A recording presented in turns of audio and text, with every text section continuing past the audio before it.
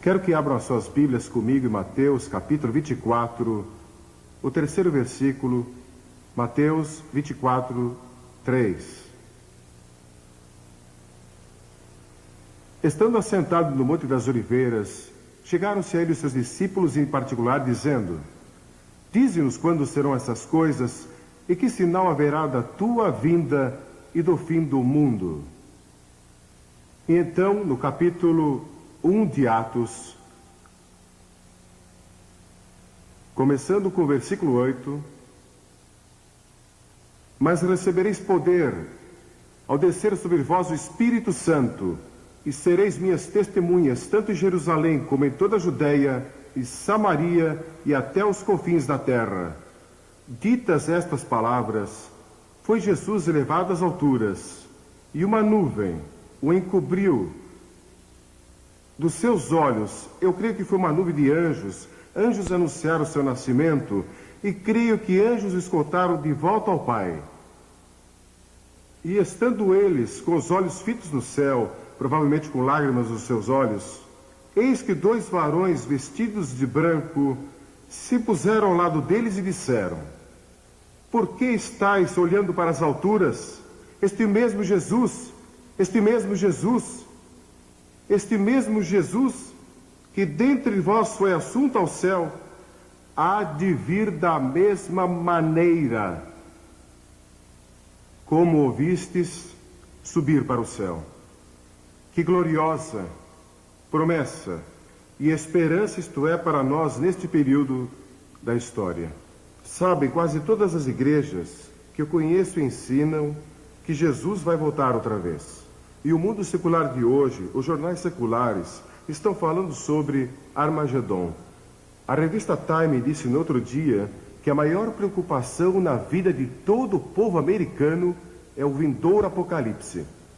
Estão usando a linguagem da Bíblia, estão usando a linguagem do julgamento, estão usando a linguagem do livro da Revelação para descrever as coisas que estão acontecendo hoje. E vocês sabiam que as outras grandes religiões do mundo ensinam que alguém está para vir um dia destes? Uma declaração doutrinária judaica, elaborada pelos miodésios, proclama uma firme crença na vinda do Messias. Os hindus, que creem em 10 reencarnações do Deus Vishnu, dizem que 9 já aconteceram e a 10ª virá no fim dos tempos, quando ele virá como um herói conquistador.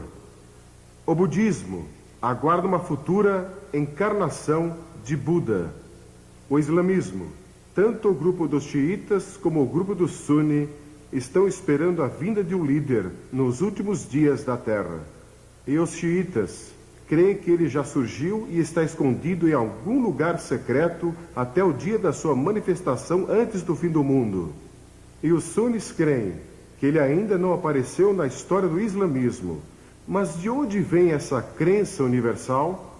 Eu creio que vem do princípio dos tempos, quando no 3º capítulo de Gênesis, Deus prometeu a vinda de um Salvador, a vinda de um Messias que viria para destruir as obras do diabo.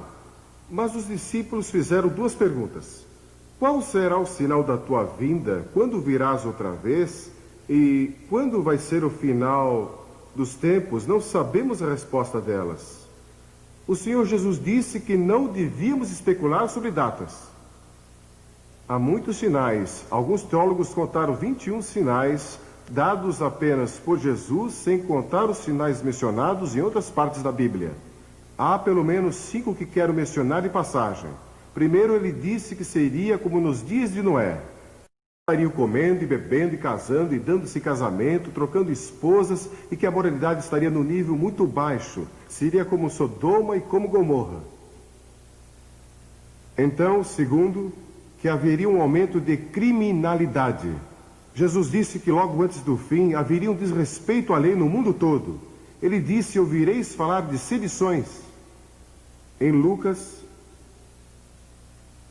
capítulo 21, no versículo 9, sedições. Essa palavra traz consigo a ideia de que o desrespeito à lei será geral. E traz consigo a ideia de rebelião, revolução, terrorismo e criminalidade, indicando que isso será um sinal da breve vinda de Cristo. E houve outra época na história que vimos tanta criminalidade, é generalizada, e foi o que Jesus disse. Então ele disse que guerras e revoluções aumentariam, ouvireis de guerras e rumores de guerras. Richard Nixon, o ex-presidente Nixon, esteve em Moscou há pouco tempo com o Sr. Gorbachev. Pode imaginar isso? E estão falando sobre paz. Eu peço a Deus que ele chegue a uma solução e que as superpotências possam se unir e trazer pelo menos um período temporário de paz e que paremos de construir todas essas bombas e paremos de construir todos esses armamentos que podem destruir a humanidade. Sou a favor da destruição de todas as armas, de destruição em massa. E a bomba atômica é tão terrível e tão devastadora que é difícil imaginar. E vocês sabiam que na América fundaram uma revista no começo deste século, chamado Século Cristão? Mais pessoas foram mortas e mais pessoas morreram de fome neste século do que em qualquer outro na história. E a Bíblia também diz que o conhecimento e as viagens se multiplicarão. Sabe com que rapidez podíamos viajar até o ano de 1840? Tão rápido quanto um cavalo podia até 1840. E nestes poucos anos, conseguimos viajar pelo céu a quase 30 mil quilômetros por hora. Pense nisso. Ele também disse que haveriam enganadores e zombadores. Disse que muitos falsos profetas se levantariam dizendo serem o Cristo. Você sabia que só em Los Angeles dizem que há mais de 400 que proclamam ser Jesus Cristo? Estão no lugar certo, Los Angeles. Seitas surgirão, feitiçaria florescerá, falsos mestres se infiltrarão na igreja, a Bíblia será objeto de ataques. O diabo quer que duvidemos da Bíblia, e se ele conseguir nos desviar, por pouco que seja, das Escrituras, ele terá ganho uma grande vitória, porque a Bíblia é nossa autoridade. Jamais permita que alguém o desvie deste livro, e creia nele, de capa a capa.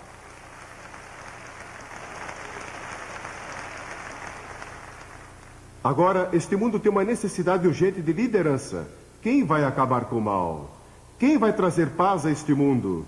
A Bíblia diz que pessoas falarão de paz, paz, paz, quando não há paz.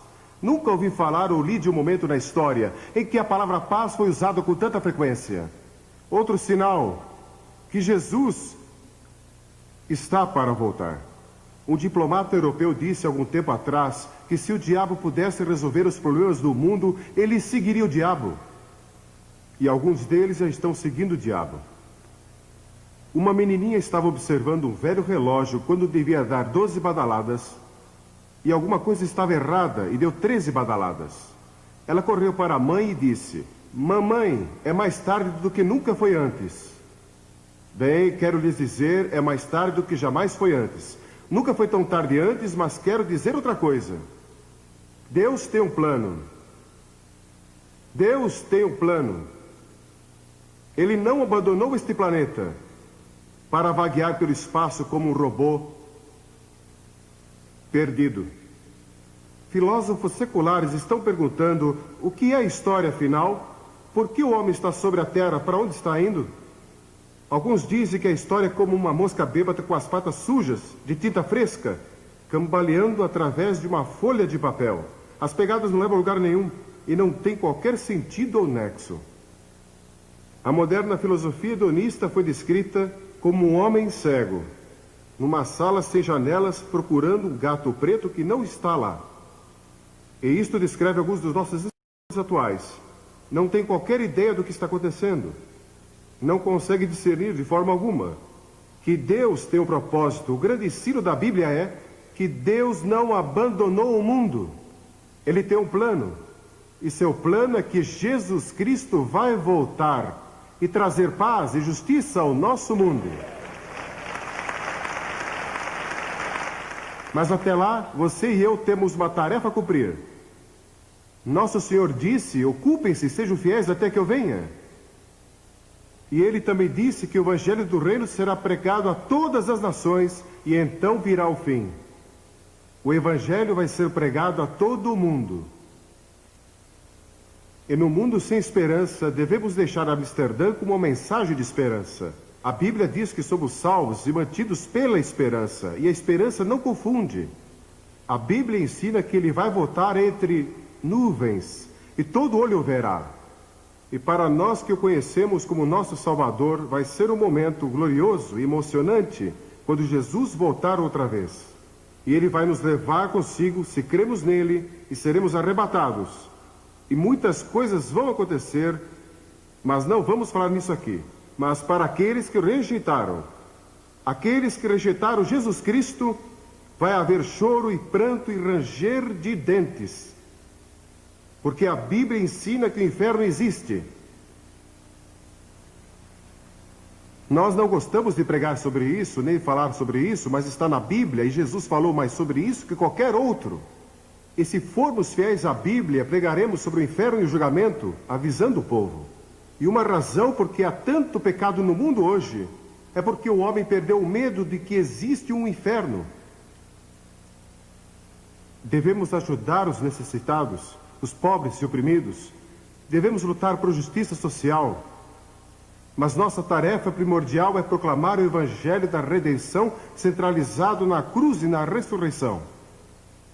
Pela primeira vez na história, temos a possibilidade de alcançar todas as nações com o Evangelho de Cristo.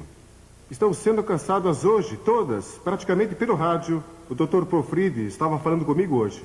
Ele é o fundador e diretor da Rádio Transmundial. E ele declarou que não há um lugar neste planeta hoje que não possa receber o Evangelho. Isso nunca aconteceu antes. Mas Jesus profetizou isso. E logo será levado via satélite pela televisão a todas as nações do mundo. Vivemos na época entre a primeira e a segunda vinda de Cristo, e sua segunda vinda se aproxima. Nós cremos, não sei quando será. Só Deus sabe isso. Mas é um fato incrível que Deus confiou a pessoas como você e eu, pecadores redimidos, a responsabilidade de cumprir aqui seu propósito divino. Por que não fez ele mesmo? Por que não usou os anjos? Por que confiou isso a nós? Eu não sei. Este é um dos mistérios mais profundos da soberania de Deus. Ele escolheu dar a nós o privilégio, o alto e santo privilégio, de proclamar sua mensagem do Evangelho do Reino. Já fui convidado a fazer muitas outras coisas da minha vida. Fui convidado a ser um embaixador, a ser um membro de gabinete, a ser ator de cinema e muitas outras coisas. Mas a minha resposta a esses convites é sempre a mesma. Deus me chamou para pregar o Evangelho, e eu não farei outra coisa enquanto viver além de pregar o Evangelho.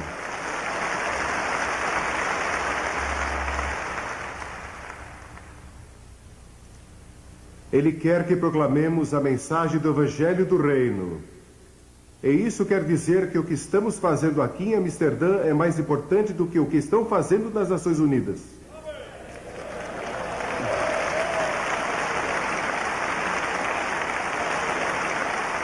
O que a igreja faz com o Evangelho tem mais significado do que as decisões feitas na Casa Branca, ou no Kremlin, ou em Londres, ou em Nairobi, ou qualquer outro lugar. Depois que o Evangelho do Reino for pregado em todas as nações, Jesus disse, então virá o fim. Não podemos estabelecer datas, mas eu creio que quando terminarmos a tarefa de evangelizar o mundo, não cristianizar o mundo mundo nunca vai ser cristianizado. Não há promessa nas Escrituras de que o mundo todo vai se voltar para Cristo. Mas quando evangelizarmos, isso tem algo a ver com a segunda vinda de Cristo. Eu não entendo, mas isso me assombra. É difícil para mim acreditar que Deus confiou tal responsabilidade a nós. E estamos mais próximos de completar essa tarefa do que qualquer outra geração. Para a igreja de Filadélfia, ele escreveu, conheço as tuas obras, eis que tenho posto diante de ti uma porta aberta, a qual ninguém pode fechar. Quero dizer que não há uma porta fechada no mundo que possa permanecer fechada quando Deus resolve abri-la. E não quero dizer que ele a abre para missionários, não digo que ele vai abri-la para que alguns de nós ocidentais vamos pregar e ensinar, ou vocês de outros países. Deus tem sua própria maneira de fazê-lo. Em todas as nações do mundo, eu estava falando com um homem de Nepal, e ele estava me contando sua experiência. Não vou mencionar outros países aqui, porque é um assunto muito delicado e eles podem ter problemas quando voltarem. Precisamos orar por essas pessoas. Mas a palavra de Deus não está presa. Este mundo pecador está às portas do julgamento e do anticristo. Mas Deus nos deu boas novas para proclamar ao mundo. Para estes últimos dias, Ele nos deu poder espiritual e os recursos para levar o Evangelho ao mundo todo. Pense nisso, com o poder pentecostal, o poder do Espírito Santo, e com o rádio e a televisão e literatura e todos esses recursos, podemos alcançar o mundo todo, evangelizar o mundo e apressar a volta do Rei.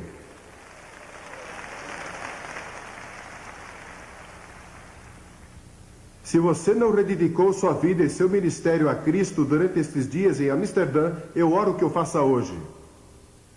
Visto que todas estas coisas serão assim desfeitas, deveis ser tais como os que vivem santo procedimento. Para o evangelista, vai ser uma vida perigosa.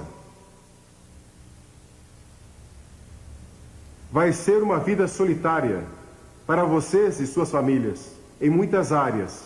Vai ser uma vida quebrantada, um evangelista chora pelos perdidos. Talvez tenha que viver em fraqueza, como muitos evangelistas. Muitos evangelistas que são fiéis a Deus, nunca foram muito saudáveis. Mas Deus sempre os sustenta.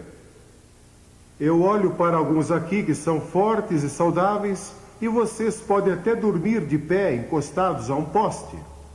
Eu daria tudo para ser como vocês. Não sou assim. Nunca fui uma pessoa muito forte. Minha esposa é forte. É mesmo.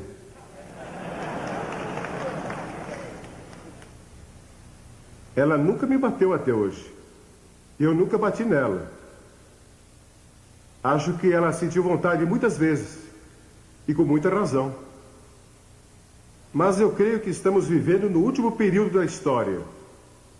E a próxima fase da história vai ser a era do reino de Deus. Agora Deus pode reinar em nossos corações e seu reino está dentro de nós. Mas vai chegar o dia em que ele vai reinar em todo o mundo. O futuro líder deste mundo é Jesus Cristo. Ele vai governar o mundo e nós vamos ter paz e vamos ter justiça e vai haver comida que chega para todos e ninguém vai passar fome e também vai haver justiça para todos. Eu não sei as respostas a muitos dos problemas políticos deste mundo. Eu oro pelas pessoas. Em todos esses países, visitei tantos deles, preguei ali. Agora estão em guerra e tumulto e rebelião. Li sobre um país onde dizem que 200.000 pessoas foram assassinadas desde janeiro. Mas ouvimos tão pouco sobre isso, porque as câmeras estão em outro lugar. Mas estão sofrendo em todo o mundo. Mas cada vez que você ganha alguém para Cristo, está apressando a volta do Rei. Um dia a Bíblia diz, veremos o Filho do Homem voltando entre as nuvens do céu com grande poder e grande glória.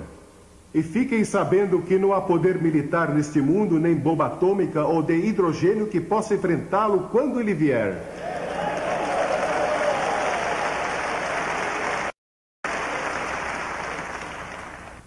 Um anjo é mais poderoso que todas as forças militares que possamos reunir neste planeta. E Deus tem milhares deles. E um dia virão com ele. Eu ouço os 4 cavaleiros, estão a caminho. Esses 4 cavaleiros, posso ouvi-los galopando. Escrevi um livro sobre isso há alguns anos. E vocês sabiam, isso é interessante, esse livro foi impresso na União Soviética. com a permissão das autoridades. Mas os 4 cavaleiros vêm vindo e Jesus está para voltar, e Jesus vai reinar. O rei Jorge II da Inglaterra viveu em 1743 e ele foi ao teatro Covent Garden, em Londres, e ouviu pela primeira vez o Messias de Handel apresentado ali. E o rei assistiu. E quando ele ouviu o coro do Aleluia e ouviu as palavras Rei dos Reis, Senhor dos Senhores, Aleluia, Aleluia, ele vai reinar por toda a eternidade, o rei se levantou. E toda a audiência se levantou. E o rei disse: como posso ficar sentado na presença daquele que é o Rei dos Reis? E desde aquele momento, as pessoas têm se levantado. Que dia vai ser quando Cristo, que é a nossa vida, voltar? Então você vai aparecer com Ele em glória. Se Ele voltar, antes de eu morrer, vou procurar meu pai e minha mãe, porque estarão com Ele, voltando com Ele em glória. Mas algumas pessoas dizem que se você crê nisso, então não está interessado nos problemas deste mundo. É só ficar esperando por Jesus. Mas não é isso que Ele ensina. Ele disse: trabalhe, ocupe-se. Tem sido minha experiência que aqueles que creem na segunda vinda de Cristo são os mais ativos, mais fortes, mais zelosos e também os mais dedicados. Somente nas epístolas podemos encontrar 22 passagens que falam de pureza, paciência, serviço e boas obras à luz da vinda de Cristo. Sim, o Rei vai voltar. E durante esta conferência, temos ouvido o clamor do mundo. Este é um mundo que clama por liberdade, clama por integridade, clama por liberação. Joel diz que multidões estão no vale da decisão porque o dia do Senhor se aproxima. E até Jesus voltar, devemos obedecer à grande comissão. A seara, na verdade, é abundante, mas os obreiros são poucos. Orai, portanto, que o Senhor da seara mande trabalhadores para a sua seara. E acontecerá que todo aquele que invocar o nome do Senhor, ele será salvo. Vamos levar pessoas a invocar o nome do Senhor em todo o mundo. Quero fazer-lhes uma pergunta. Eu creio que há pessoas aqui hoje. Vocês vieram aqui a esta conferência e não têm certeza qual é o seu relacionamento com Cristo. Você não tem certeza se realmente é salvo.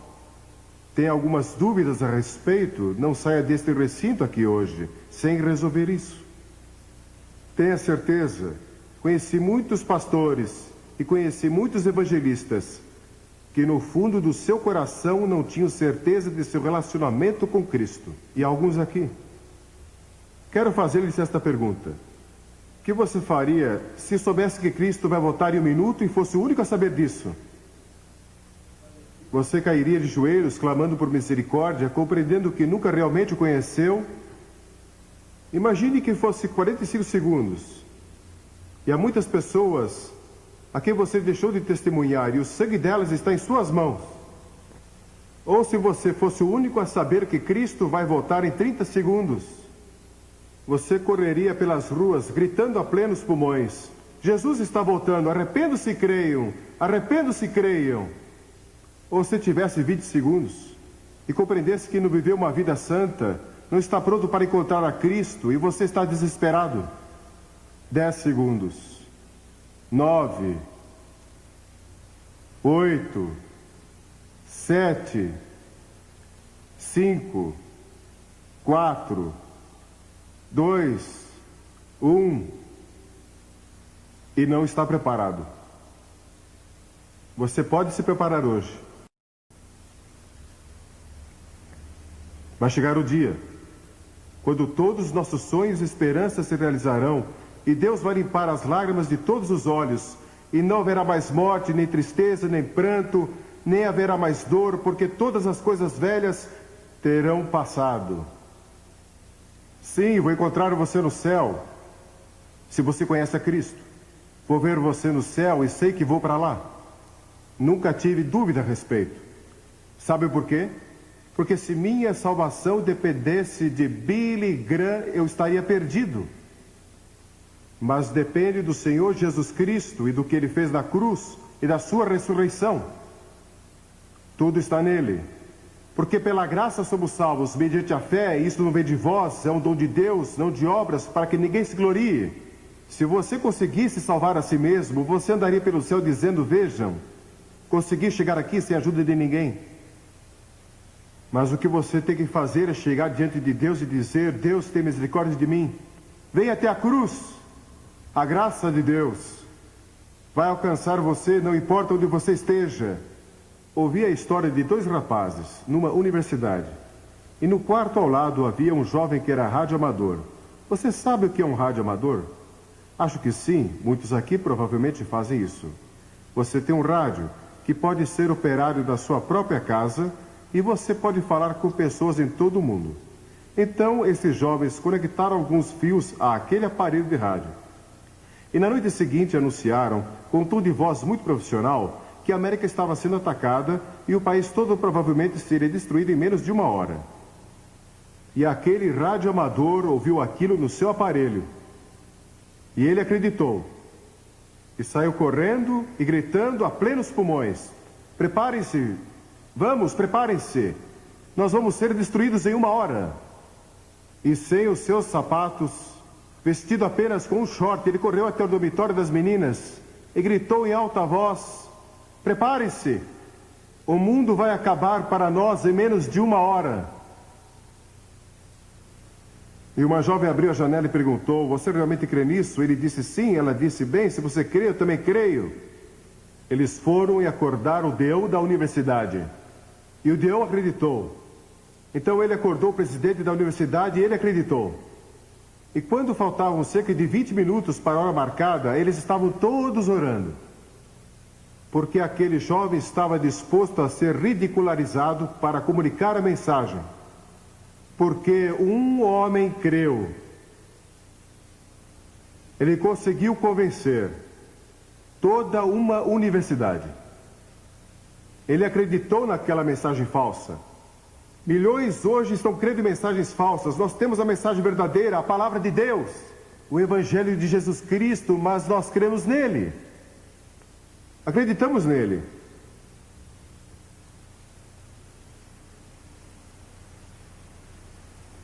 Antes de regressar para casa, seu primeiro passo deveria ser rededicação e consagração. Quando D.L. Moody visitou a Inglaterra, ele conheceu Henry Varley, um açougueiro convertido. Um dia Varley lhe disse, Moody, o mundo ainda está para ver o que Deus pode fazer com um homem totalmente consagrado a Jesus Cristo. E Moody pensou naquilo por um momento. Então se levantou e disse, pela graça de Deus, vou ser esse homem.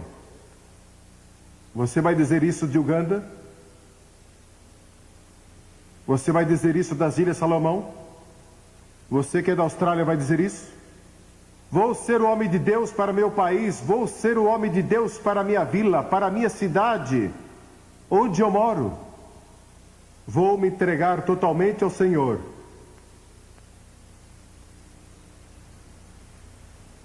Você já fez isso? Vou pedir que todos curvem a cabeça em oração.